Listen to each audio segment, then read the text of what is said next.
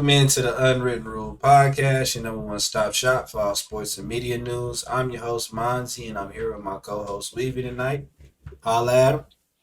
Yes, sir. Welcome to another episode, man. We appreciate all the support. We're gonna keep pushing this content. We did a giveaway last episode. Shout out to Josh Simon for winning that. And we're just gonna keep this thing rolling. Appreciate all y'all, for real, for real. Let's keep it going. That boy putting first and last names on the ballot. Okay. Please be sure to leave a like, comment, and subscribe to the channel, man. We appreciate all the love. Starting off, what NFL coaches cannot afford to have a bad season this year? First, I'm gonna start off with Brian Dable of the Giants. He came in hot. You know what I'm saying? Everybody was respecting what he had going. He led the Giants to the playoffs with I think it was a 9-8 record, I believe. It was a winning record the year that 3 NFC East teams made the playoffs. And I guess the Giants thought that they could respect him after that. But ever since then, it's just been a shit show since then. His quarterback, Dan Jones, got hurt. He convinced the front office to give him 4 years for 160 million, which is 40 million a year. Yeah. And Dan Jones just hasn't lived up to that contract. So, hey, when you go to these teams and you want to be the coach of these teams, you got to go with what they got already. You know what you signed up for, and if it's not a good roster, that's on you. That's what they bring you in for, to fix that. Yeah. And number two, I'm sorry, bro, but I got Nick Sirianni of the Philadelphia Eagles. For you to have the best roster in the NFL, yes, you made the Super Bowl, you won the NFC Championship, but you didn't win the Super Bowl. With that roster, you have to win the Super Bowl. They already made you get rid of the offensive coordinator. They already made you fire the defensive coordinator because the defense did hold them back last year. After the 49ers game, I think it was week 12, they went on a 1-5. They won one game out of 6 games. Like, they lost every single game after that. The team stopped rallying around them. I think they just lost respect for Nick Sirianni. I think this is his last chance. And another coach that's on the hot seat, I'm sorry, Mike McCarthy, bro. Like, you came in, the first year that you came in was Dak Prescott when he got injured. Okay, we knew that was going to be a bad year, which was the COVID year. But then you led us to 3 good seasons after that, 3 12-5 seasons. But guess what that led to? One of them, the first year we went 12-5, we got bounced in the first round by the 49ers. Second year we went 12-5. You hired a coach that can't take you to the Super Bowl, though. But look, and then history shows you when you hire, like, no coach, I don't think a coach has won a Super Bowl with one team and won with another team. I don't think that has ever happened. To my knowledge, I don't think that's ever happened. So that right there should tell you that it's not going to happen. But like I was saying, 3 12-5 seasons, and we get bounced in the first round. Besides when we beat Tampa Bay, you lost to the 49ers. You showed we can't beat them. The team has not been disciplined.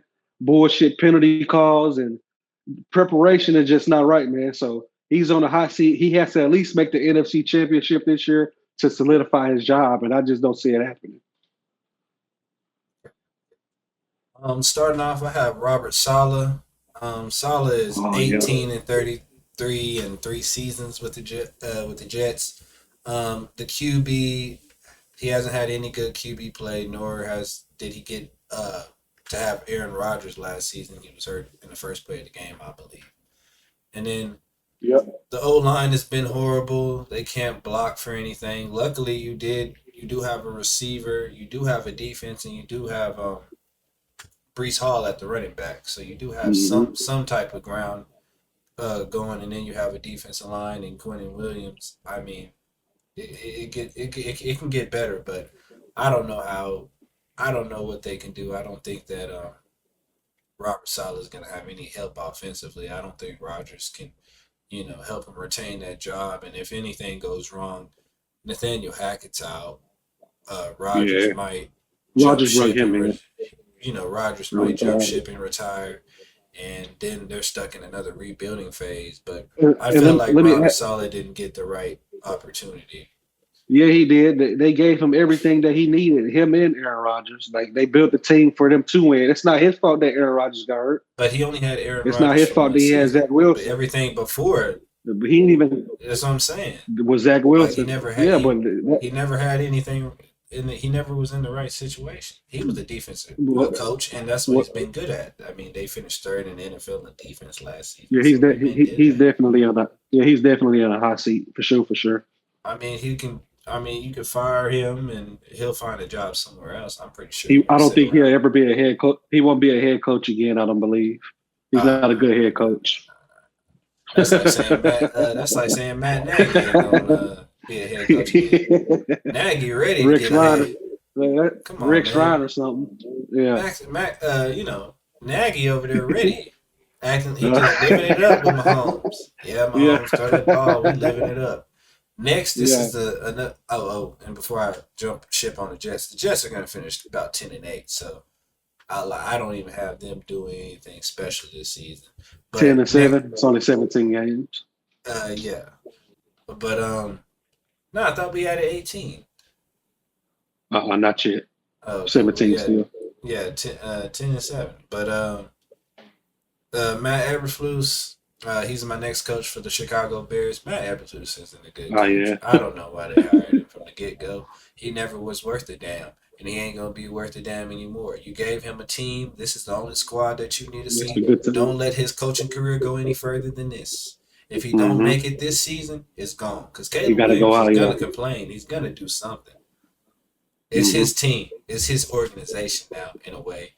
And like I said, what has Matt Eberflus ever done? Like he confused Justin Fields, who came from a high level learning in high school, a high level of learning in college, and then he gets you, somebody that's not worth a damn, surely And let can't me add coach anything. let me add on to what you're saying. And it is important that if he doesn't do good, that you get rid of him this year, because Caleb Williams is a rookie, and you don't want him to learn from these different coaches as his career is going. Or you You would can be in a hurt his career like situation with Baker Mayfield. That's a good point. You have a yeah, situation like Baker Mayfield, or you have a situation almost like Justin Herbert. yeah. Just wasted You can the beginning of his you career you with can even say nonsense Jalen coaching. Hurts. Yeah, you can even say Jalen Hurts because they I keep can't say switching Jalen. coordinators around. I can't say Hurts. I mean, he Yeah, he has just had the same head coach, but they just keep switching offensive coordinators every year. Like, yeah, but the system is always geared for him. I don't see the system yeah, but breaking outside of like it's the same Kellen play. Moore, bro, we gonna see how that goes. Like, he like throwing the ball, so we gonna see how that goes. But go ahead. Yeah, and they do have a first year play caller right now, so it's a lot of things that can go wrong for the Bears with a good team. I wish they would actually had. Actually, I don't know if Caleb Williams was wanting to be with Matt Eberflus or if that's just what the Bears said, but the Shane Waldron guy from Pete Carroll's staff, he's not Mm-hmm. the answer. Like he's not the answer. I'm sorry. That's just simple as that. But next we got the Saints head coach Dennis Allen. He was a bad hire from the get go, just like Matt Eberflus. These guys need to Yeah. stop trying to bring some coaches back. He coached for the Raiders and he went 24-46. Mm. He's not a good head coach. I believe that's actually his career record right now. It's 24 and It's one thing, 46. and stats don't lie. Like these GMs got to start looking at stats because they don't lie, bro. Like if I'm a GM, I'm looking at stats. I'm seeing what you can do, what you're successful at, and if you see something that's 24 and 46, like you just said, like you cannot hire nobody like that. Yeah. It's just not gonna work. It don't matter what team you got. The head coach is the head coach, bro. Yeah. And yeah, the thing about Dennis Allen, yeah, the Saints, they're always gonna be good on defense. I mean, he didn't walk in and make it good. I think they were just good when what's the called that left, Sean Payton Mm-hmm. had left. So Sean Payton. I'm not gonna commend him on anything special in that nature. But the Saints do have the worst offensive line, so and I do believe the Saints are trying to go into somewhat of a rebuild mode. If this Big season Ben doesn't rebuilding. pave out, if the season doesn't pave out, they're actually going to go full blown rebuild. Try to move away Kamara and go from there. Mm-hmm. But moving on, Weavy, who are your top head coaches going into next season? Of course, we got to start off with Andy Reid, and I'm not just talking about the success he is having with the Chiefs. I'm gonna go way back to the Philly days. Um, he coached, I believe, 14 years with the Philadelphia Eagles. He did Yeah, take them to 5 NFC championships and 1 Super Bowl. I think it was in 2005. He did lose that Super Bowl. So he's been having success as a head coach for over 20 years now. He's that top coach now that Bill Belichick is gone. I think he's going to break Bill Belichick records, especially with his Chiefs team that he has. Now, when he got transferred to the Chiefs, I believe the first year he was there, which was probably like 2013, I think they missed the playoffs that year, but he's made the playoffs 10 out of his 11 years there. yeah, He's got his Super Bowls there. Like you just can't discredit what Andy Reid's doing. He's the top coach. It don't even matter about Patrick Mahomes being his quarterback. 'Cause he did it without Patrick Mahomes when he was in the NFC. He did it with Donovan McNabb, and Donovan he's McNabb, he wasn't even the arguably top. he's arguably the He's best coach in the he's NFL. best.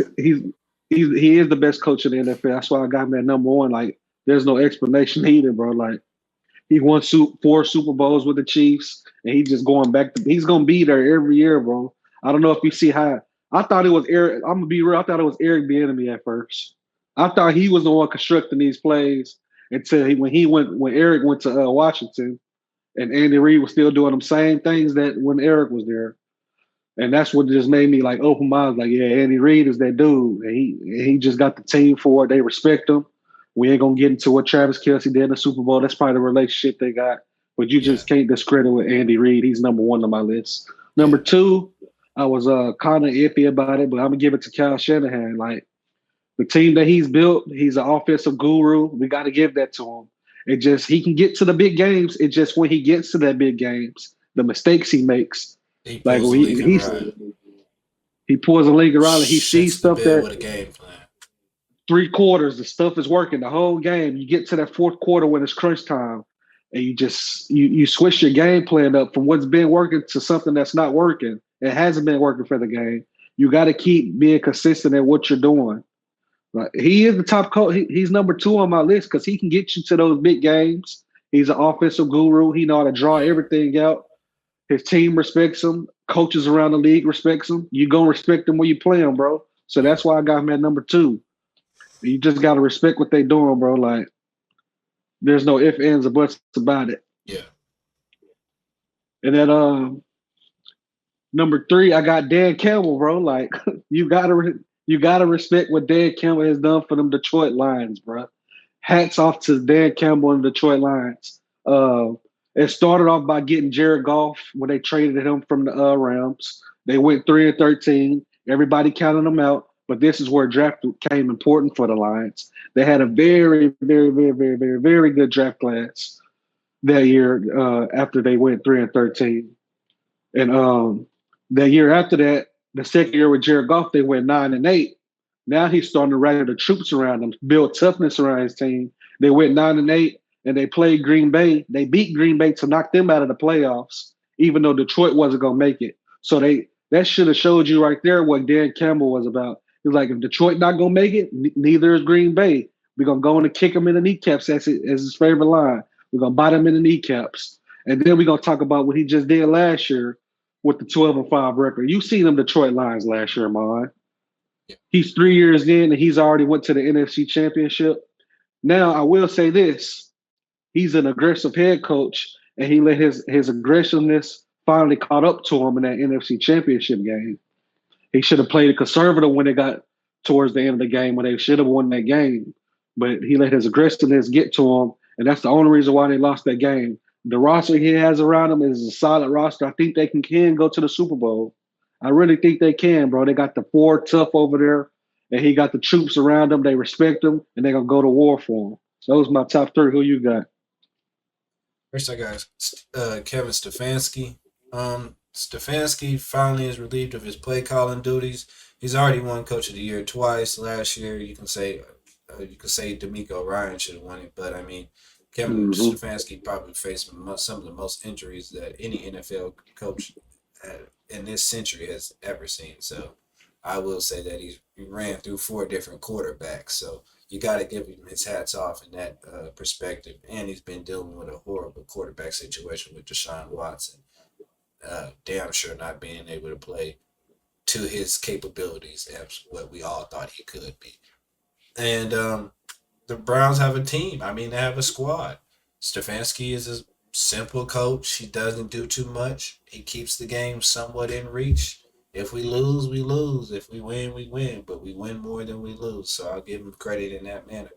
Next, I got D'Amico Ryans. He's one of those coaches that you actually have to respect because he was a former player. Not only a former player, but a former player of the organization that he is coaching with right now.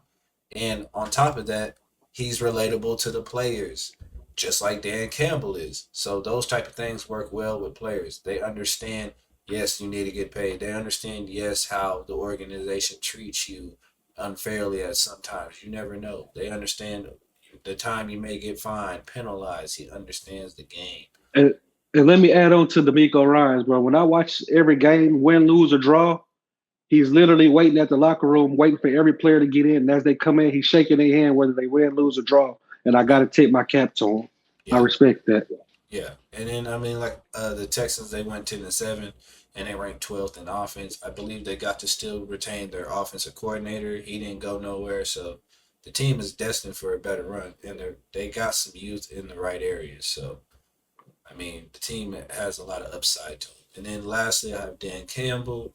Dan Campbell can arguably this upcoming season, if he's able just to make the playoffs, simple as that, he doesn't even have to do a Super Bowl run. I mean, you would probably have him as a top three head coach. I mean, I know you got Harbaugh in Baltimore, but You got if you Kyle think, Shanahan, Andy Reid. yeah, if you think about that though, I mean, Dan Campbell, he has the Lions built the organization for him. They built him a whole team. They From the gave him ground everything. up. And then they gave him guys who are physically sound football players. Like Jared Goff, you didn't get this rookie quarterback. They could have opted for this rookie quarterback, but they didn't do that. They just put their faith in Goff, and Goff led them. And Goff isn't going to be a top tier quarterback, elite quarterback every single game, but he's going to be damn sure better than a Kirk Cousins is. Probably not statistically, but as far as winning games, he is better in that manner. Like Jared Goff he can make a career being like an Eli Manning if he just really works to it. He's not that extravagant of a football player, but I mean, I do see a lot of upside in him. And then the offense, man, the offense is fucking loaded. One of the best offensive linemen in the game. I mean, the They too. offense is loaded. They have a receiver. I would like to see a lot more out of Jameson Williams, but I know what Williams can do. I know what I told you about Saint Brown before. Yeah, you tell me Months about him. ago, before the season even started, I already knew the guy was a dog. I already knew what he was going to go out there and do, and he's going to Mm-hmm. go do that again. And Jameer Gibbs, they finally understand this is the starting running back. Give the ball to Gibbs. They are a threat offensively. Defensively, not so much. I don't know if they kept that defensive coordinator. If they did, I would watch him. He's not that great of a defensive coordinator. They can't stop the pass.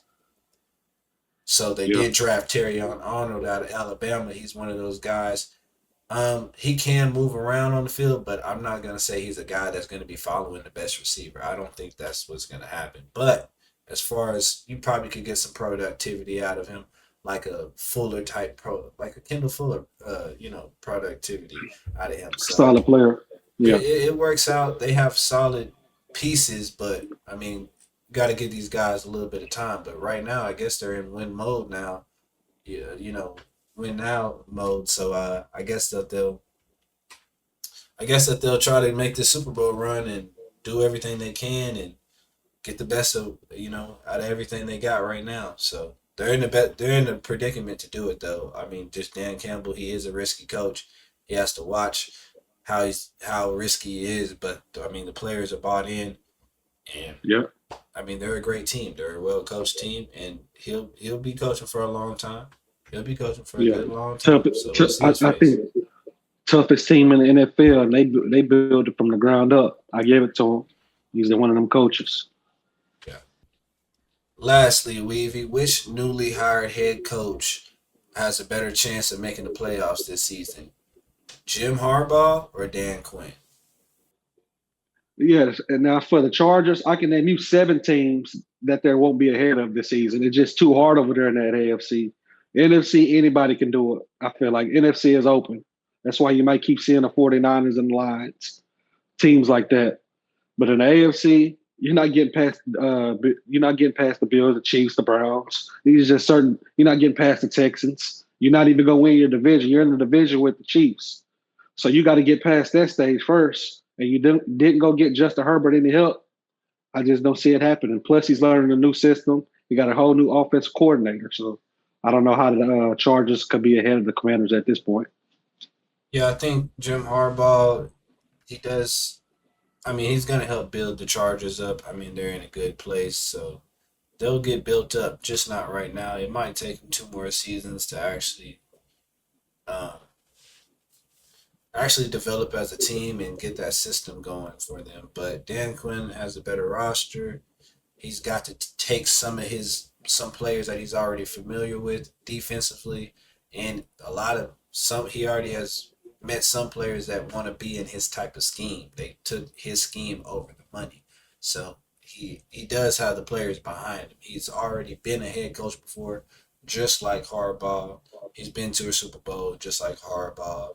I mean, they're very alike in a way. It's just that Jim did coach in college, and he did a pretty good job in college. Successful, yeah. He won a national championship, so and he left at the right time on a good note.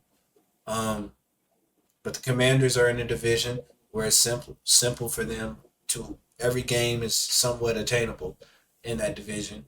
I mean, you don't know really who can not make it. I mean, they'll knock out the Giants, and I already think that they're better than the Eagles. I hate to say it. The Eagles are a good team, but if you think about it on paper, you would probably say that the Commanders are a better team than the Eagles on paper. Now, when it comes to gameplay, I don't know how these guys come out here. I do think that they will try to make some type of trade for Brandon Ayuk. They said they wouldn't, Mm-hmm. but I think they're still going to be doing. Brandon Ayuk running around with this guy with his girlfriend every single day of the week, so I don't think anything is really going to change too much. But that's just how I feel about it. I do like the acquisition of Frankie Louisville, the linebacker. So that's pretty good for And them. let's They not do. forget, they went and got Bobby Wagner too. You know, there's Dan Quinn boy right there. So Yeah, he's he's already in the old. system that he knows. The main ones Hey, I but like is Tyler Biazzi, right? you're trying to be honest And for the old Cowboys. Yeah, and Nick Algrady from the Kansas City Chiefs. So they Yeah, have people. It's just are these older type of guys going to be able to stay they healthy? they got people. We just don't know the system that Dan Quinn is going to put around the team. That's what it's going to come down to. Same with Yeah, Jim. I mean, he don't got much over there on that offense, so I don't know what he can do.